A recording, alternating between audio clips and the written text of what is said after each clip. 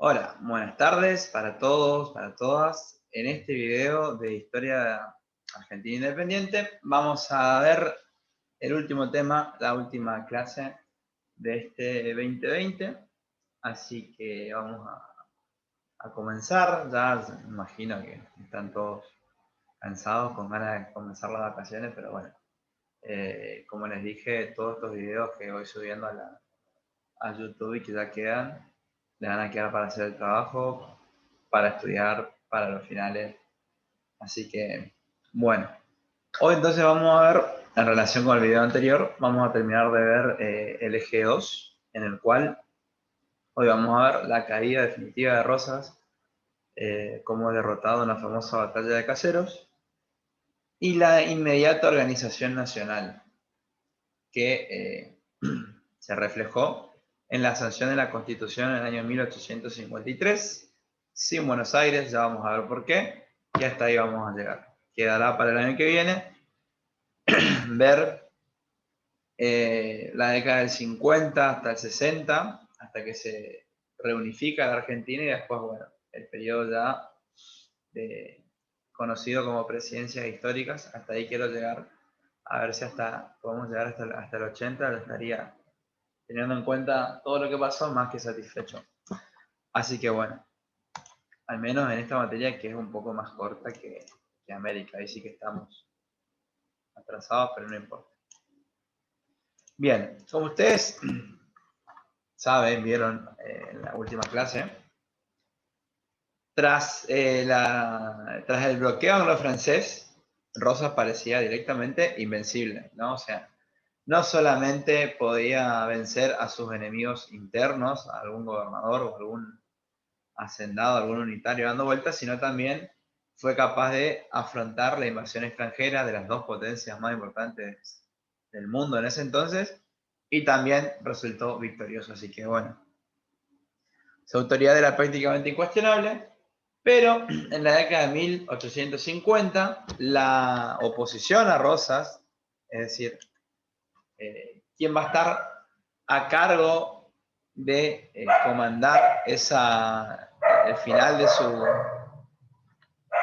de su gobierno, fue nada más y nada menos que un antiguo aliado, el gobernador de Entre Ríos, federal también él, rosista, pero que va a enfrentarse a él nada más y nada menos que Justo José de Urquiza, gobernador de Entre Ríos.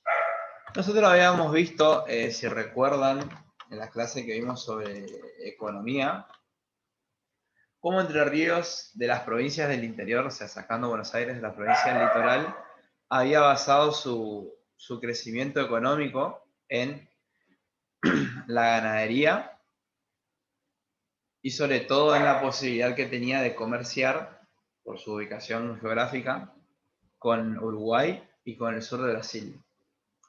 Así que, gracias a eso, Entre Ríos fue creciendo. Urquiza era un gran hacendado, uno de los más importantes que tenía la región, y desde allí, desde esa riqueza, va a ir construyendo su poder, ¿no? Ahora bien, este crecimiento económico que vivió Entre Ríos y algunas provincias del litoral también revivó un viejo conflicto, como dice allí, que era el famoso control de la aduana, que ustedes saben pertenecía a la provincia de Buenos Aires, y la libre navegación de los ríos. Sobre todo el Uruguay le afectaba, los dos, el Uruguay y el Paraná, ya que no estaba permitido porque todo debía hacerse a través de Buenos Aires. Es entonces que aquí es cuando va a comenzar nuevamente esta disputa política y económica, cuyo principal hecho fue que en el año 1851 el gobernador Urquiza produjo un pronunciamiento, es el nombre que la historiografía le dio, en el cual básicamente, ¿qué pasó? Rosas, todos los años que él gobernó, cada año él presentaba su renuncia a ser gobernador y a ejercer las relaciones exteriores de la Confederación Argentina, Pero obviamente todos los años esa renuncia, ese rechazo era rechazado, perdón. O sea, ¿qué quiere decir? Que la legislatura de Buenos Aires y el resto de los gobernadores le pedían por favor que él continúe. Esto se hizo una práctica constante, así como los plebiscitos, era más que nada para legitimar el poder político que tenía Rosas. Pero ¿qué pasó? En este año, Urquiza aceptó la renuncia de Rosas, en un hecho sin precedentes, y le quitó las relaciones exteriores, es decir, Entre Ríos se iba a representar sola, lo cual básicamente era una declaración de guerra, era ir contra la autoridad de Rosas. Pero ¿qué pasó? En esta ocasión no fue un intento de rebelión más aislado, por así decirlo, sino que Entre Ríos era ya una provincia próspera, rica, que contaba con los recursos para formar una milicia interesante, a la cual se agregaron todos los opositores que tenía Rosas. La provincia de Corrientes, los unitarios u opositores exiliados en Uruguay, en Chile, tropas uruguayas, tropas del Imperio brasileño, el cual era un enemigo de Rosas, porque estaba constantemente esta disputa en ver quién de estos dos países era o ejercía la hegemonía en América del Sur y sobre todo quién influenciaba en Uruguay, así que bueno. Esta gran coalición tomó el nombre de Ejército Grande y va a ser quien se enfrente a Rosas. Fíjense que no hubo una guerra que se extienda mucho en el tiempo, sino que pequeños enfrentamientos hasta que el Ejército Grande fue avanzando hacia territorio bonaerense y se enfrentaron en la localidad de Caseros, en la famosa Batalla de Caseros, en el 3 de febrero de 1852, un hecho fundamental de la historia argentina, en el cual Rosas fue derrotado muy cerquita de Buenos Aires y va a desaparecer del mapa. ¿Por qué? Porque, bueno, una vez consumada la derrota, él escapa rápidamente y con la ayuda del embajador británico, parte junto a su familia a Inglaterra, en la cual no va a regresar a la Argentina, sino que va a vivir allí, precisamente en la ciudad de Southampton, hasta que fallece en el año 1877. Un dato curioso que me pareció interesante es que obviamente, bueno, ya saben que Rosas era el hacendado más grande que tenía Buenos Aires, pero una vez que fue derrotado, obviamente todos esos bienes fueron confiscados. Por lo cual él se quedó sin dinero, sin una forma de mantenerse, y el cual solamente podía subsistir gracias a una suma de dinero que curiosamente Urquiza le mandaba periódicamente. O sea, era quien contribuía a mantenerlo. Pero bien.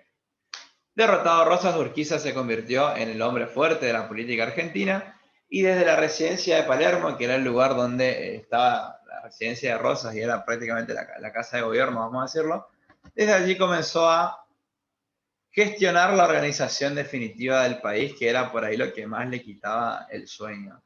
Poder organizar de una vez por todas Argentina, que desde su independencia estaba así sin un poder ejecutivo nacional, y sobre todo el tema de la aduana, que era algo que interesaba mucho, la nacionalización de la aduana. Así que bien. Fíjense que ya Urquiza del poder va a tratar de, por un lado, restablecer el orden en la provincia de Buenos Aires, que está obviamente muy convulsionada, porque imagínense, tras tantos años de rosismo, de repente su líder estaba en el exilio, estaban a la deriva, vamos a decir, y obviamente que la inestabilidad política era muy grande, por lo cual Urquiza designó a Vicente López y Planes, un viejo conocido como gobernador momentáneo de Buenos Aires, y a su vez designó a otro hombre, Bernardo Irigoyen, un federal bonaerense que, si bien había sido parte del gobierno de Rosas, ahora se pasó, vamos a decirlo, al bando de Urquiza, y desde allí él tuvo la tarea de ir a visitar las diferentes provincias del interior para convencerlas de que se unan a la cruzada de Urquiza, que le presten su apoyo, lo cual en la mayoría las consiguió rápidamente. como les dije, un día para el otro, Urquiza, como gran vencedor de Caseros y como el hombre que había sido capaz de derrotar a Rosas, obtuvo amplio apoyo de las provincias del interior, donde era visto de reojo, por así decirlo, era justamente en Buenos Aires, ya no solo por haber derrotado a Rosas, sino también por ser un gobernador del interior. ¿No? Y esto es algo que, por ahí a los porteños, mucho no les cerraba. Uno de los eventos más importantes que organizó Urquiza, apelando al famoso Pacto Federal, ¿se acuerdan? Del año 1831,